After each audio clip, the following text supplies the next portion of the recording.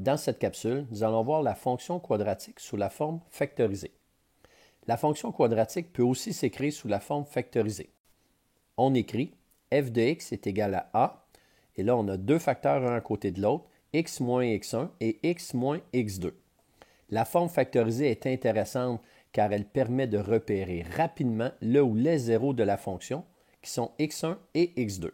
Tiens à faire remarquer qu'il y a un petit moins avant le x1 et un petit moins avant le x2 dans la forme factorisée. Un exemple, si on a f de x qui est égal à moins 4, qui multiplie les facteurs x plus 3 et x moins 1, le paramètre a est égal à moins 4, donc la parabole est ouverte vers le bas et plus étroite. Les valeurs de x1 et x2 seront moins 3 et 1. Pourquoi? Le premier facteur x moins 3, on peut l'écrire comme étant x moins moins 3 et le deuxième reste tel quel. Si vous regardez, le premier moins va faire partie de la forme factorisée, donc le x1 serait égal à moins 3. Pour le x2, on l'a directement après le moins, donc il serait égal à 1.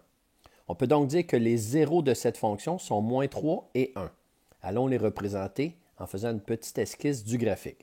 On place premièrement les deux zéros sur l'axe des x, et par la suite, étant donné que la parabole elle est ouverte vers le bas, le a est négatif, on vient tracer nos deux courbures. Recherche du sommet avec la forme factorisée. Étant donné que le sommet est une donnée importante de la parabole, comment on peut faire pour trouver les coordonnées du sommet? On sait qu'on a un axe de symétrie à x est égal à h. Ça veut dire que les zéros sont situés à égale distance de cet axe vertical. On peut donc retrouver la valeur du paramètre h en calculant la moyenne des zéros. Le paramètre k se trouve de la même façon que la forme canonique. Fait qu'on va avoir deux nouvelles formules, h qui est égal à x1 plus x2 sur 2 et k qu'on trouve en faisant tout simplement f de h. Dans cet exemple, allons calculer la valeur de h et de k. h, ça va donc être moins 3 plus 1 divisé par 2, ce qui fait moins 1. Pour le k, on va aller calculer f de moins 1 et entrer à l'intérieur de la fonction. Ça nous donne moins 4 qui est multiplié entre parenthèses moins 1 plus 3. On a remplacé le x qui est ici par moins 1. Et l'autre parenthèse, moins 1, donc même chose, le deuxième x, on l'a remplacé par moins 1. On obtient alors moins 4 fois 2 fois moins 2, ce qui est égal à 16. On peut donc dire que les coordonnées du sommet sont moins 1 et 16. Donc si on résume, si on vous donne une fonction sous la forme factorisée, on obtient les zéros directement dans la règle, et si on veut trouver les coordonnées du sommet, on va calculer x1 plus x2 divisé par 2 pour le h, et f de h pour le k. Maintenant, si on veut trouver l'ordonnée à l'origine, comme d'habitude, on va aller calculer f de 0. Voilà maintenant un tableau résumé pour la fonction quadratique.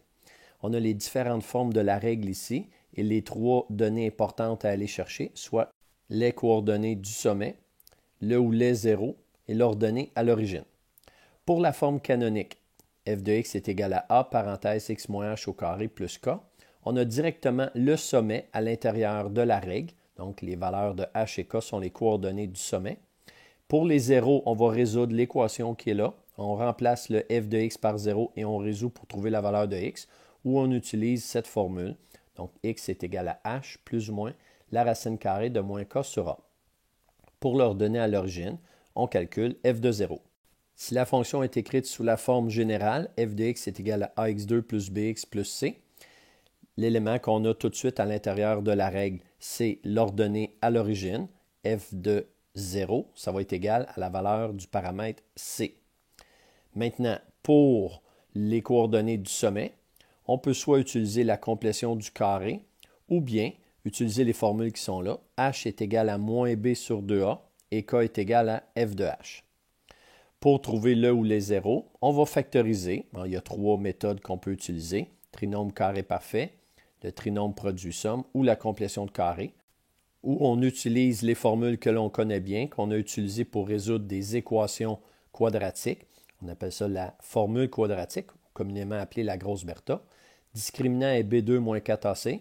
Si le discriminant est négatif, il n'y aura donc aucun zéro. Si le discriminant est égal à 0, va avoir un seul zéro, un zéro double. Et si le discriminant est positif, il y aura deux zéros. Et pour trouver les zéros, on va tout simplement calculer x qui est égal à moins b plus ou moins racine carrée du discriminant sur 2a. Pour la forme factorisée, f de x qui est égal à a, entre parenthèses, x moins x1, premier facteur, x moins x2, deuxième facteur. Bien, ce qui est intéressant avec la forme factorisée, c'est qu'on a directement les zéros à l'intérieur de la règle. Donc, x1 et x2 sont les deux zéros. Et pour trouver les coordonnées du sommet, on a deux petites formules. H qui est égal à x1 plus x2 divisé par 2 et k qui est égal à f de h. Pour l'ordonner à l'origine, on calcule f de 0. Voilà un tableau résumé important pour la fonction quadratique.